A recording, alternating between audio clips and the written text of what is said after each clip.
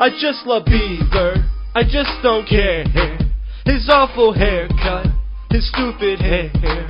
You are my son, you make me fall hard, and I would never ever ever be this hard. Are you an item when that's a Hutchins? That chick is hot, you shouldn't be fucking. You are untalented, little piece of shit.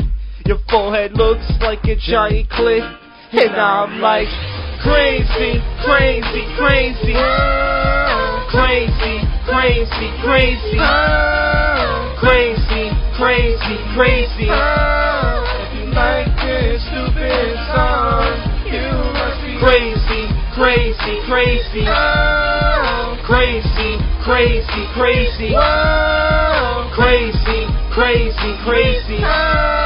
If you like this stupid song, you're only 15. What do you know, ho? How about love? You showbiz ho.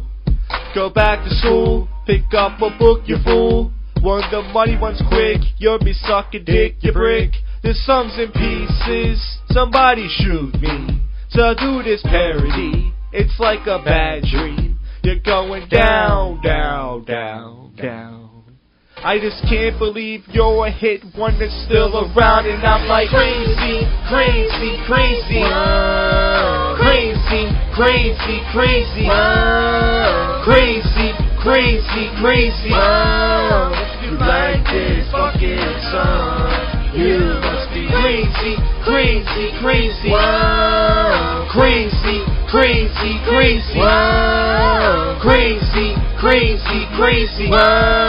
If you like this stupid song, Josh, when I was 13, I shot my first cum. I wish I was rich like that Justin Bieber dick, so when I did jerk off into a glove, it would have me going crazy. Oh, I was pussy struck, my dick was up daily. Don't need my hand fucks, this song makes my brain pound. But I'm a beast on any given beat, saw people in the playground, gave him Reggie right on the street.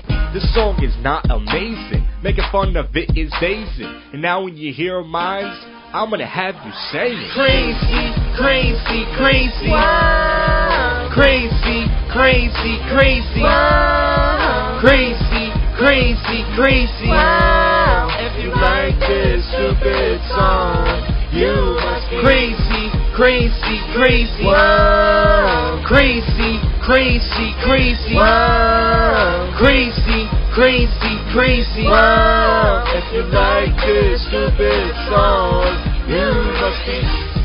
I got Bieber fever, bitches, and I'm not afraid to admit it. Find me on Facebook, Josh Franks, one word. Like my page, bitches. So many have come. There will never be another one quite like JoshCast. And get back already live. Please give it up for the one, the only, Josh Jacobor, everybody. He is a fucker. I'm serious. His comedy will piss you off, and I fucking love it. So ladies, he jumped over because this guy is very sensitive. He's a sensitive guy. He loves puppy dogs and long walks on the beach. You're listening to JoshCast. Hey, people. Witted chicken dinner? No. Witted she dinner. What do you think about that? Another excited, meatless episode of the show. You just heard my Justin Bieber parody.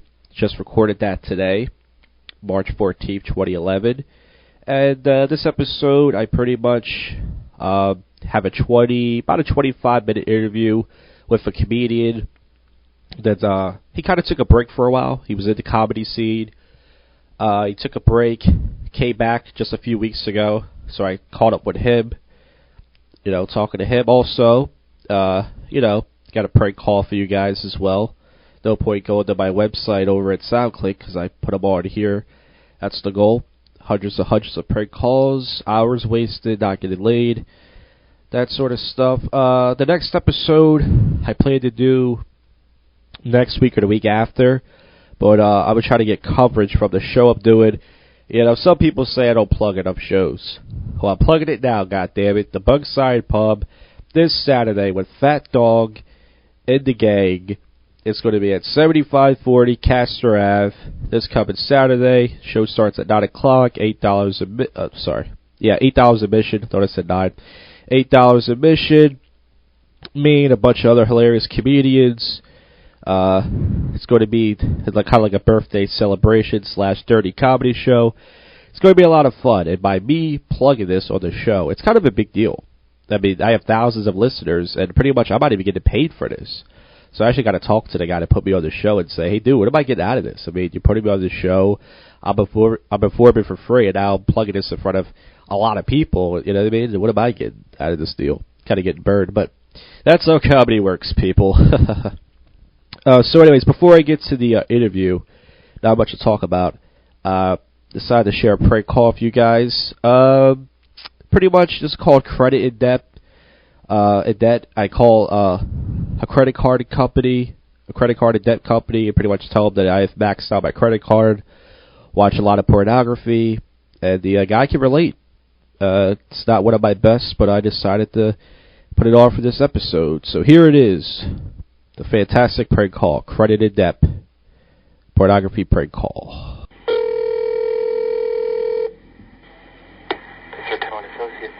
Yeah, I need to speak to a credit card specialist or Credit card services? Yeah. This Steve can help you? Yeah, I need to speak to someone about, the being in debt. Okay, and what is your name? My name's Steve. Last name, Steve? Jasper.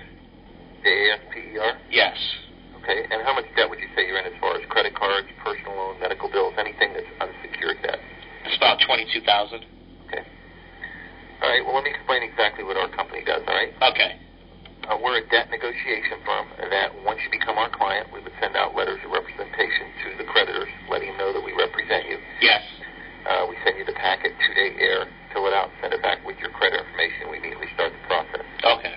It's basically just it's basically a credit card bill they got out of hand. It's basically just all internet stuff that's paid for. It's mostly just pornographic sites. Okay. I don't know how it happened. I signed up for one, and then I ended up getting obsessed with it, and I signed up for a whole bunch. Right. And way out of control. Yeah, it is way out of control. Those really aren't that bad to settle. Yeah. Credit card.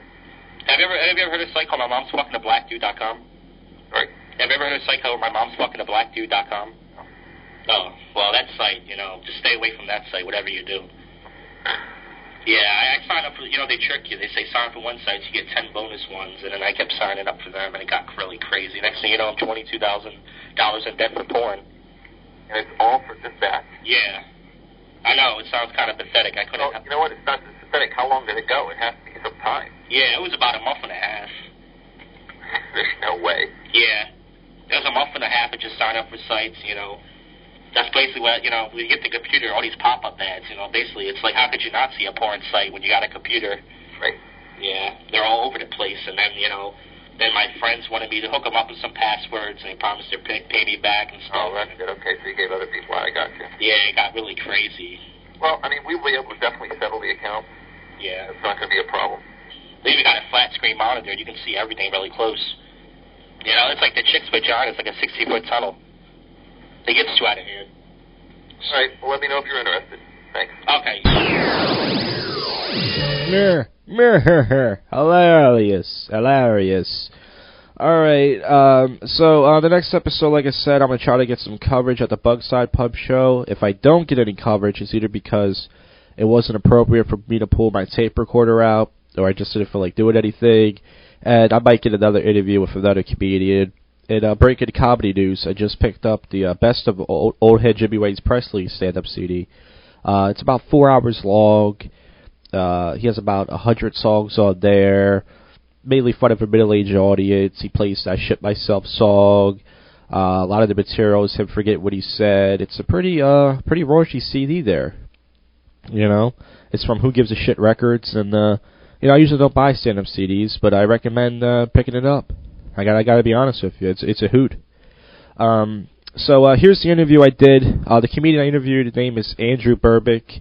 Last year when I started, we pretty much started together. We would just come to the cabaret, comedy cabaret, and we were one of the only, like, 2 new guys there. Like, it was mostly, the same guys, and me and him and a few other guys were new. And we got to get to know each other. We did some showcases together, and we just hung out and everything. And then this summer, I saw him at the Final Score Sports Bar open mic a few times. And then the last time I saw him, I think, was July, and he just disappeared. I didn't know what happened to him. He deleted his Facebook. I thought it was serious. I thought the guy tried to kill himself or something like that. And then he just came back just a few weeks ago, like early March. He just came back out of nowhere, and I was like, oh, where the hell you been? And decided to interview him for the show. It's a good interview. It's 25 minutes. I listened to this a few times, actually. Usually I listen to my own crap. And I'm not going to say I did a great job, but I didn't play out any of the questions. I went off the top of the head. And there's some funny parts in there. Fat Dog makes a cameo appearance, the guy who's screwing me on a nice deal. Yeah, it's like I said, the next episode, I keep saying they're going to get better, and I just keep lying to you guys. The episodes are not getting better. They're all flat. They're all flat like an Asian girl's butt. So anyways, here's the interview with Andrew Burbick, and that would conclude this episode. Thank you for listening. Hope to see you guys next time for another excited episode. Alright, here at the cabaret, interviewing Andrew Burbick. Yeah, it's not going to pick up, probably. So where you been? I was out for a while. I had some personal business to attend to, but I'm back and I'm very excited about it. Like, what was the mental state you were going to, or why you quit? You said the Phillies Funniest had something to do with it? Oh, yeah. Yeah, I could talk about that. I did the Phillies Funniest contest at the Helium Club, and, it started off great. And then somewhere in the middle of my set, I just kind of choked, and I actually forgot my set in the middle of the set, and it was really bad, because it was like crickets chirping. I could see tumbleweeds going through this damn thing. And I actually had to pick up I blurted out some of the stupidest things while trying to recover myself. I think I even admitted in front of 200 people that I went out with like a 25-year-old virgin. And didn't even have a joke to follow it up with. No, but I understand that you're disappointed in your set, but what did that set have to do with you kind of like taking a break from your comedy? Oh, I just assumed I didn't know what the fuck I was doing. Are you one of those comedians you think it takes like 2 years for you to be a professional? Like, you don't understand this is a craft? You have to work hard at this? Well, yeah. You can't just go up there and just for 2 years be a professional comic? No. Are you an idiot or something? It takes a... Second of all, yes. We all know I'm an idiot. I can't even spell. But, no, of course it takes a while to get this shit down. It's like writing, you got to find your own voice. You got to figure out what works for you and everything, and you got to accept things. I got to accept the fact that I'm never going to be able to play the Laugh House on South Street, that I'm probably not going to appeal to like a black audience or something, that maybe I'm more of like a Jewish audience type. Well, if you did a black alien joke I told you to do, that might go over. Nah, I did that joke once, and you were there when I did it in front of a real crowd. And in the comedy club, it went okay. But in front of an actual audience, I got almost booed for it. Oh, okay. You were there. Yeah, no, I don't think you got booed. You did it at Raven Lounge, you told me, and I wasn't there that night. You told me the guy didn't like it. The guy that was hosting he didn't seem to like it. That's what you told me. Yeah, and when I did it here at the cabaret, I don't think the audience liked it very much either. Well, fuck them. Yeah, I know you could just say fuck them, but you still got to appeal to your audience. Well, when everything in your set goes great except for the last joke you tell, that's a good kick in the balls. But then you do another one then. You have one planned and then you do another one. See, that's the thing though. When I'm in front of, I do what I'm planning on doing, and then that's all I do. I'm not like an improv comic or anything. So once in a while I'll come up with something witty on the spot, but that's very rare. I'm pretty planned. Right. So it was just the Phillies Funniest contest? Is that what made you take a break, or was there any other mental things going on in your life? I started a new job, so I had to, concentrate on that. Had to concentrate on not getting fired. And then I got sick. I had pneumonia, so I was in the hospital for a couple weeks. And then even a month after that, I still felt like shit. And then I thought, this is amusing. I thought I could play. I started doing open mics at bars for musicians. Like I started playing music, songs and everything. Because I play guitar and everything. So I did that for a few weeks. On like a Wednesday night, I went to this place called Mixed Stews, and I played some original stuff. And that went all right. But I don't know. That was kind of depressing. It didn't feel right to me. This is actually much more satisfying. So do you take this comedy stuff seriously, or just a hobby? Like, do you ever think to yourself, you want to take this seriously one day? Do you ever think, like, you want to try to, like, go professional, or you just do it for fun? I want to be the best I can possibly. Yeah, I do take it seriously. I really do. You know, I do spend a lot of time every week preparing what I'm going to do. And believe it or not, much to a lot of people's dismay, I do spend time preparing during the week. And I, you know, do try to find. I am constantly writing. I'll write shit all week long and figure out what the best thing I come up with. I mean, I'm sure you do the same thing. You're constantly coming up with stuff, aren't you? Writing new stuff. See, the thing about me is, like, I'm just writing dirty stuff, and it's just too easy for me to do it. If I had to sit down and write clean, relatable material, I would have, like, maybe 3 jokes. That's it. The reason why I have hours of material is because the filth is just so easy for me to write. That's just what I know, you know. That's all. That's the thing, though. I mean, that's what works for you, and that's not a bad thing. I have a policy, personally. The dirtier, the better. That's always been my thing. I like that policy. Yeah, and I wish I could be dirty. I actually admired your dirtiness. Yeah. On the other hand, you know, just my problem. You're dirty. You're always dirty. I'm always goofy. Whenever I'm at work, I'm the guy who tells the really stupid jokes. I'm the guy. I tell like a joke in front of like a bunch of black people. They'll be like, "Ah, you're stupid. That's what you are, stupid." That's STOOPID, stupid. So why won't you be dirtier then? I mean, if you feel like this doesn't work for you, like I don't ever see you try to be dirty. Why not just try to be dirty on stage? If you admire my dirtiness, you like dark comedy. Why not just do it? What's stopping you? Because it's not what comes out. I mean, it's not what I want.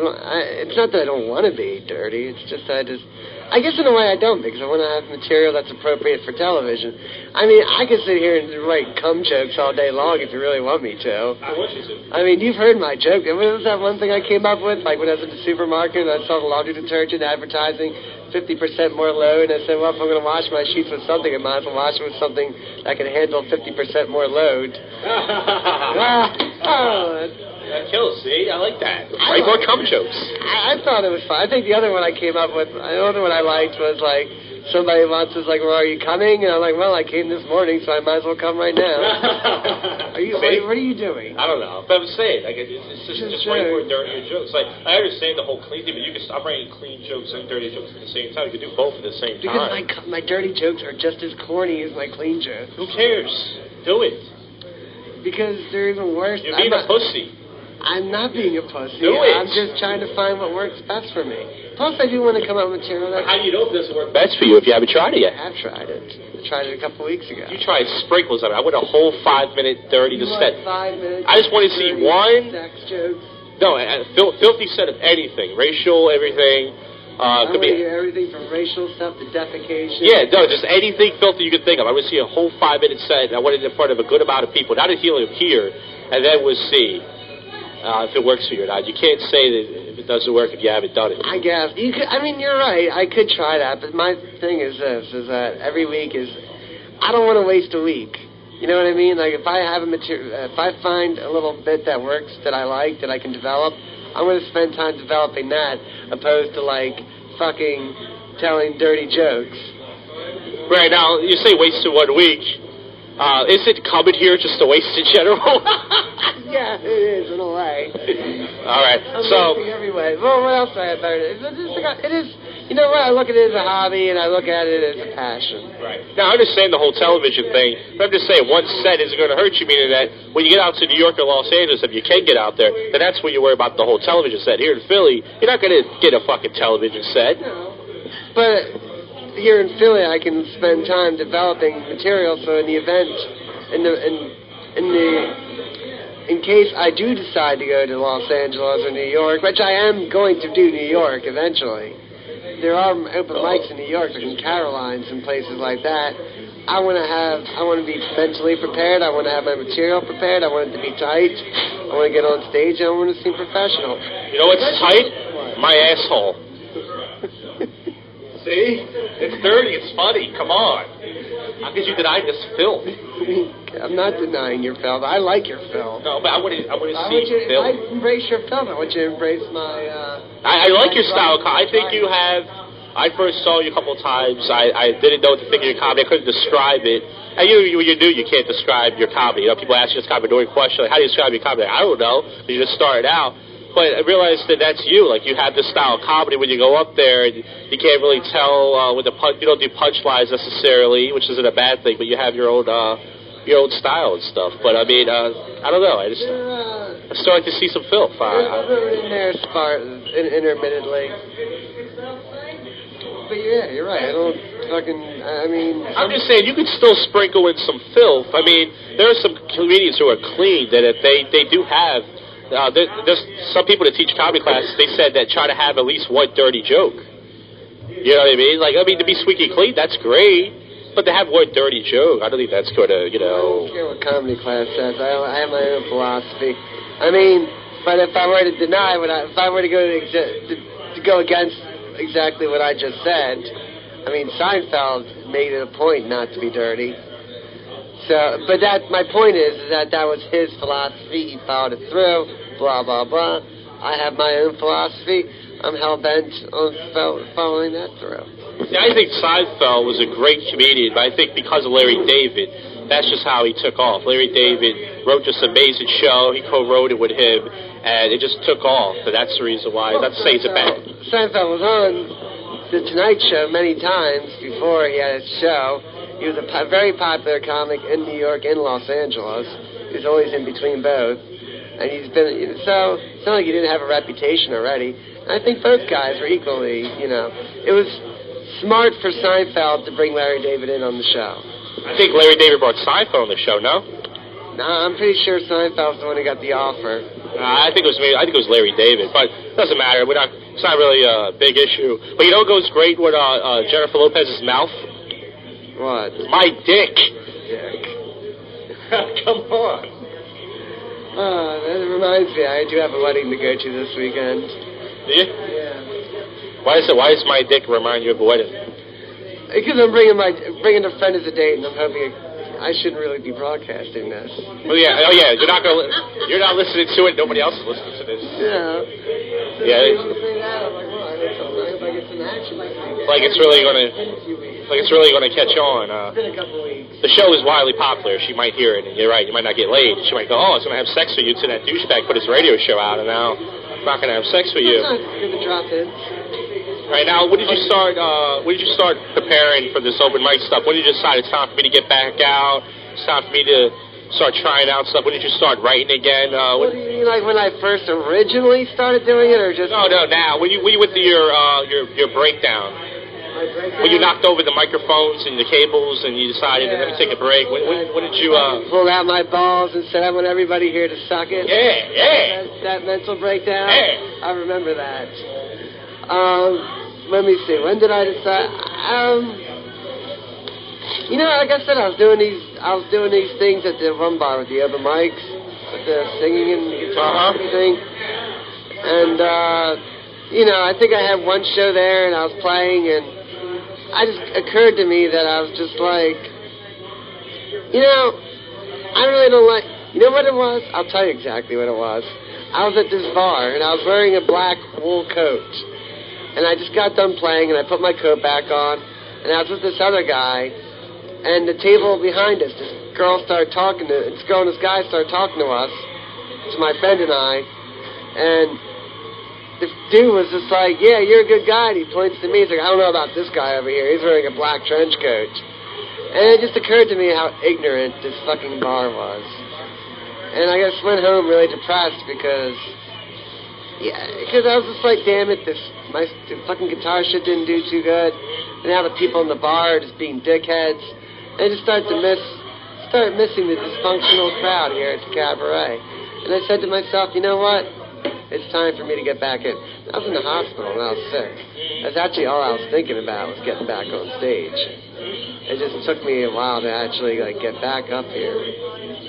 Now, when did you start writing? How long ago did you start writing jokes and start? Were you writing jokes off and on when you kind of took a break, or did you just start recently? I started like maybe a week or so before I came back here. I think maybe like 2 weeks before I actually came back to the club. I started jotting down a lot of jokes and trying to put some sort of bit together. And it was a pretty lousy bit, but, you know, it was just something to get my toes back in the water. That's all I really cared about. Right. So what are your favorite moments from last season? You came here, me and you pretty much came here, let's say almost every week. We were here a lot. We were like one of the two only new guys here, me, you, and like 3 other guys. Do you have a moment that sticks out of your head that was one of your favorite moments, or bad moment, or any type of special moment that sticks out of your brain here? Yeah, no, 2 of them. I mean, one was when I had like 20 people from where I used to work, Denny's, came by and saw me. That was kind of flattering. Not because, and I knew my set sucked, and I knew I sucked, but it was really nice that everybody came out and cheered me on. It was kind of a nice way to, like, you know, get over some stage fright. But I think the best one was when we were doing that one Friday night open mic that we did. The showcase. Showcase, yes. You know, because I didn't know how that was going to go. I was telling these jokes that fell flat here all the time. So what happened? I actually remember that night. Was that the night where you were kind of hesitant about going on stage? And you were like, why do I put myself through this? And I said you would do fine, and that you did better than you thought. And yeah, that's kind of like yeah. And you're right, and that was my attitude, too, because I didn't know what to expect. Because I told these jokes in this place or in these open mics, and it just sucked. But I remember going to the bar that I always go to, like, a couple days before that show, and I was talking to this guy I know, a friend of mine there, and I just started relaying some of my jokes, and he laughed at all of them. And I was like, oh, well, it can't be that bad. So I decided to, just look, how you doing? I just decided to, fuck it, I'm going to do those jokes. Yeah. And I did them, and they did all right. Yeah. So you never know. I feel like that every time I go on stage. Like I try mostly new stuff here, not to brag, but I never feel it goes over that well. I'm always like, you know, like I don't know how it's going to go, but I always feel like dull about it. Like, I don't know. It's a crapshoot, especially when you're, like, not professional. I consider myself, there's amateur comedians. I'm very amateur comedian. I'm about as amateur as you can get. You know, I'm still trying to... anything else, Mike? Bro, where'd you go? You forgot to get me. You forgot to grab me. I didn't know where you guys went. Later. Sure. I'll be here. What, are you on the air? Are we on the air? We're on the air. Yeah, right. What is it? This is JoshCast. Oh, okay. I've been wanting to be on this thing for a while. I tried to call this guy a few times, and he hangs up the phone on me. Yeah, I'm not a good phone caller, you know what I mean? You got to get me live and in person. We can't get a hold of your agent. Yeah, and then you know, as it turns out, you don't have one. Yeah. You know what I mean? I'll talk to anybody, you know what I mean? Because, you know, just like Charlie Sheen, I'm winning, you know? Awesome, radical, winning. I'm just a gnarly Narlenstein, you know, trying to do my thing. All right, winning. All right. Great Bad Reese, everybody. The Great Bad Reese.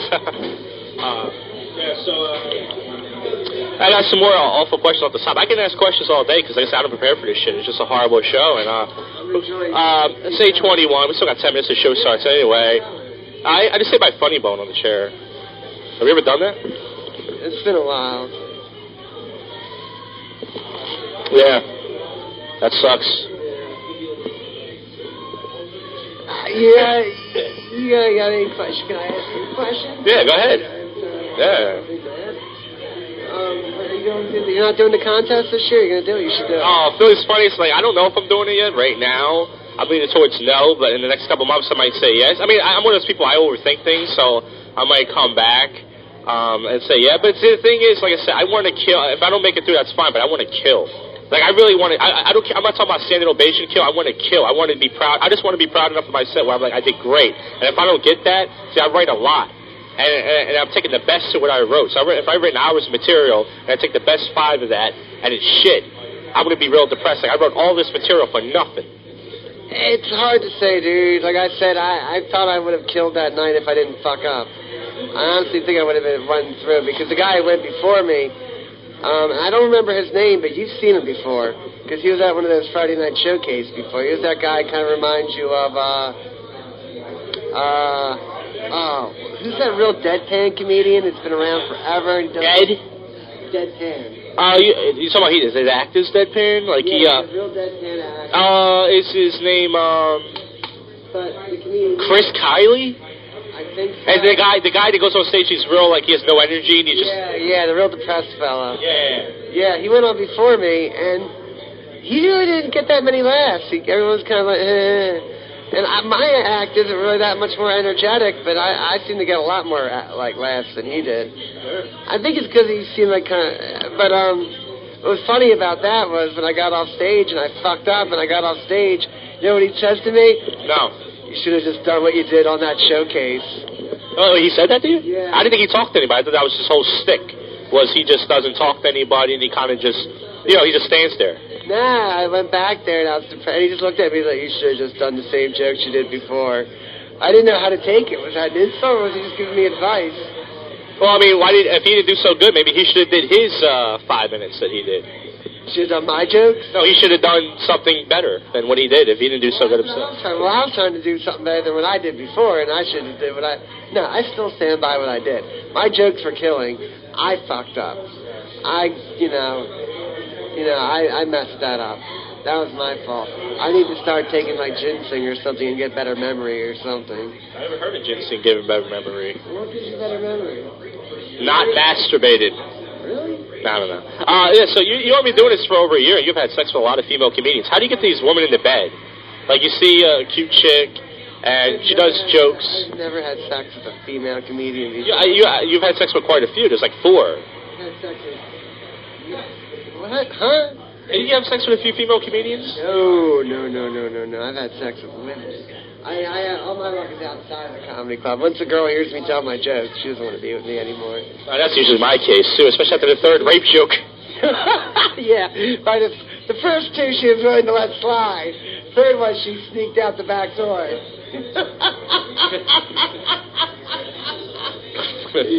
not a good way to get girls, Josh. No, it's not. No, I told you the story. I brought... before you started coming, I brought a woman. It wasn't a date thing. It was just a friend thing. And I knew she would have liked my stuff because she likes only like a few comics. She's a black girl. She likes like Kevin Hart, which she never heard of, but he's an urban comedian, local Philadelphia comedian who's like popular now. She likes like urban comedians, and I didn't write my set out for her. Like I could have wrote jokes about her, like Facebook and black girl jokes, but I did my regular set. I would have did that night, and she didn't laugh at any of them. And she was like, "You had really good energy, and you had a good delivery, but you just like your jokes didn't make sense." And she was right. The set wasn't that great, but I didn't really try hard. And it was like I wasn't trying to get in her pants anyway. But that was the first time I ever brought somebody to see my shit. I think that's one of the things. I mean, you want to talk philosophy and everything. I think you should. I think you got to walk that fine line between being a little derivative, but trying to be a little bit more clever than the guy before you. I think that's important. You know what I mean? Like, yeah, I'll be honest with you. Facebook jokes in Philadelphia, in the city, in Center City, at least the ones that I told, fell flat. Like I'd even ask people, so who's on Facebook? And every single one of them motherfuckers are on Facebook. But every single one of them are denying it, acting like they're on some other cooler social network. It's some like hipsternet.com or something. I don't know. I actually have a profile on hipsternet.com. Oh yeah, you wearing tighter jeans? No, but I have like fake dreads and stuff like that. And I go to open mic shows, wait for comedians to be dirty, and I walk out. I go, "Come on, man." I don't know. The hipster crowd's a little bit of a difficult crowd to cater to because they think they're smarter than you right off the bat. But I'm trying to penetrate, just like most women, I'm trying to penetrate it.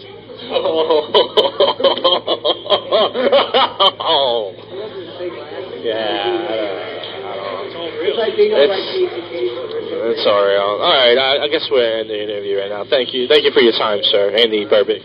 Thank you for having me on. You have just listened to